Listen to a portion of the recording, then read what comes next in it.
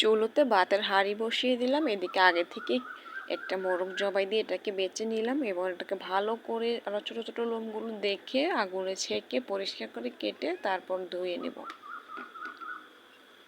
দেশি মোরগ মানে একটু বেশি স্বাদ, আর গরমে একটু চেষ্টা করব দেশি মুরগিটা একটু ঝোল করে রান্না করার জন্য।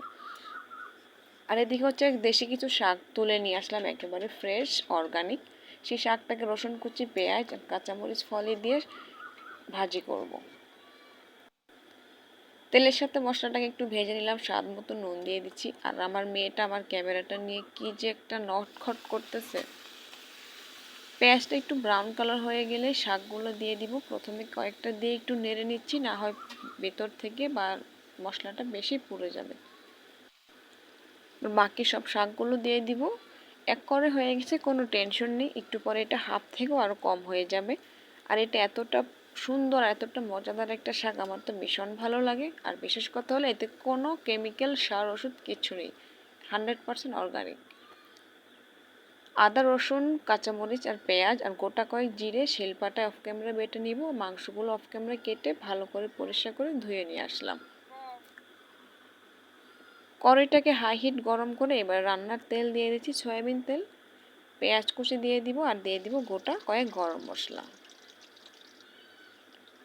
গরমের দিনে একটু ঝোল ঝোল তরকারি খাওয়ার চেষ্টা করবেন, এতে আপনার স্বাস্থ্য ও পেট দুটোই ভালো থাকবে। দুটো ফালি করে তেজপাতা ছিঁড়ে দিয়ে দিলাম। এবার এটাকে একটু নেড়ে চেড়ে ভেজে নিব। ভাজা হয়ে গেলে বাটা মশলাটা দিয়ে দিব, আদা, রসুন, কাঁচামরিচ, পেঁয়াজ আর এখানে জিরে। এই মশলাগুলো দিয়ে একটু লাল লাল করে ভেজে নিব। পেট ভালো থাকে তো শরীর ভালো থাকে, শরীর ভালো থাকে তো মন ভালো থাকে। মোট কথা পেট হলো সকল কিছুর মূল। মশলাটাকে ভেজে লাল লাল করে নিলাম। স্বাদ মতো নুন, হলুদ, মরিচের গুঁড়ো আর হচ্ছে ধনিয়ার গুঁড়ো দিয়ে একটু তেলে নেড়ে পানি দিয়ে দিব।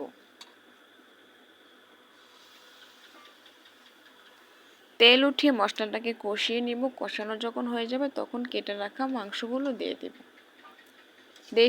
একটা দেশি মোরগ ছিল, সে মাংসগুলো দিয়ে মশলার সাথে নেড়ে চেড়ে ভালো করে মিশিয়ে নেব। কিছুক্ষণ পর ঢাকনাটা তুলে দেখি মাংস থেকে পানি উঠে গেছে অনেকটা, আর এই পানিটা দিয়ে হচ্ছে মাংসটাকে কষাবো। গোটা 4টে রসুন পরিষ্কার করে ধুয়ে দিয়ে দিলাম। এটা আমাদের দেশি রসুন, ছোট ছোট রসুন। এই রসুনগুলো কিন্তু মাংসের সাথে রান্না করলে খেতে বেশ ভালো লাগে। বেশ খানিকটা কষানো হয়ে গেছে, এ পর্যায়ে গোটা 2 আলু কেটে নিলাম বড় সাইজের, সে আলুগুলো দিয়ে দেব। আমার ছোট বাচ্চা নিয়ে ক্যামেরা বন্দি করতে হয় এই ভিডিওগুলো, তো অনেক কিছু অফ ক্যামেরা আমি করে ফেলি, আর যেগুলো না দেখালে নয় সেটুকু তো দেখানোর অবশ্যই চেষ্টা করি। তেল উঠিয়ে ভালো করে কষিয়ে নিয়ে এবার হচ্ছে পানি দিয়ে দিব ঝোলের জন্য আর পরিপূর্ণভাবে রান্নাটা হওয়ার জন্য।